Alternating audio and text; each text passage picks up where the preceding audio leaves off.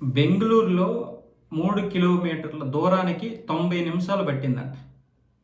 ఇది పీక్‌గా ఉన్నప్పుడు మాత్రమే కాదు. ఏ సమయంలోనైనా అలాంటి పరిస్థితే ఉంది. రాత్రి 10 దాటిన తర్వాత మాత్రమే రోడ్లు ఎంతో కొంత ఖాళీగా కనిపిస్తున్నాయి.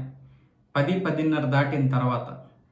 అది కూడా మళ్ళీ కొన్ని మెయిన్ రూట్స్ ఈ బయట రాష్ట్రాలకు వెళ్తున్నటువంటి బస్సులతో చాలా వరకు ఇబ్బందికరంగానే ఉందని చెప్పి ఇప్పుడు టెక్కీలందరూ కూడా తీవ్రమైనటువంటి ఆవేదన వ్యక్తం చేస్తున్నారు.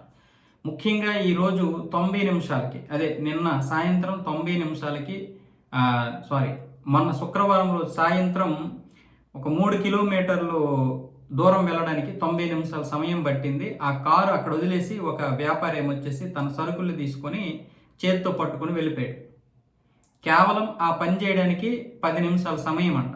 అక్కడికి వెళ్ళి ఇచ్చేసి వచ్చేయడానికి 10 నిమిషాల సమయం. కానీ గంటన్నర కేవలం 3 కిలోమీటర్ల దూరంలో ఉన్నటువంటి ఆ రోడ్డు మీద గడపాల్సి వచ్చింది. పైగా నడవడానికి కూడా ఇబ్బందికరమైనటువంటి పరిస్థితి. అంటే ఫుట్పాత్ కూడా సరిగ్గా లేకుండా ఉన్నటువంటి పరిస్థితి. మరి బెంగళూరు ఈరోజు సిలికాన్ కారిడార్, పైగా సాఫ్ట్వేర్లో నెంబర్ 1 సిటీ ఇప్పుడు మన దేశంలో.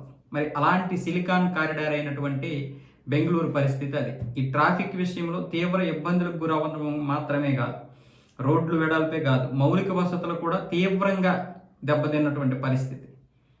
చాలామంది కామెంట్ చేస్తున్నారు, నడుచుకొని వెళ్ళేవాడే తొందరగా వెళ్తాడు, బైక్ మీద తరువాత, కారులో ఉన్నాడు 3వ స్థానం. ఇలాంటి పరిస్థితి, దారుణమైనటువంటి పరిస్థితి. ఇది నిజంగా చాలామందికి చిన్నగా కనిపించవచ్చు, కానీ ఇది ఎంతో మంది సమయాన్ని తినేస్తూ ఉంటుంది. ఇది చాలా పెద్ద ప్రమాదకరం. రేపు అది వేరే దానికైనా దారి తీయొచ్చు. కాబట్టి ఏ ప్రభుత్వం అయినా సరే వెంటనే స్పందించి దానికి సంబంధించి తగినటువంటి చర్యలు తీసుకోవాలి. ఇంతకుముందు ఒక టెక్కి ఇలాగే చేస్తే అప్పుడు సిద్ధరామయ్య గారి ఆధ్వర్యంలో డీకే శివకుమారే దాన్ని చాలా పెద్ద రాద్ధాంతం చేశాడు. మరి ఇప్పుడు ఆయన ఏమొచ్చేసి ముఖ్యమంత్రి. మరి దానికి తగ్గట్లుగా మరి ట్యాక్సులు అందరూ కడుతున్నారు, మంచి డబ్బులు వస్తున్నాయి. మరి అలాంటప్పుడు మౌలిక వసతులు ఏర్పాటు చేయొచ్చుగా. ఇలా అంటే ఒక్కొక్కడికి కోపం. ఇలాంటి వాటి మీద ఎవరు ప్రశ్నించరు.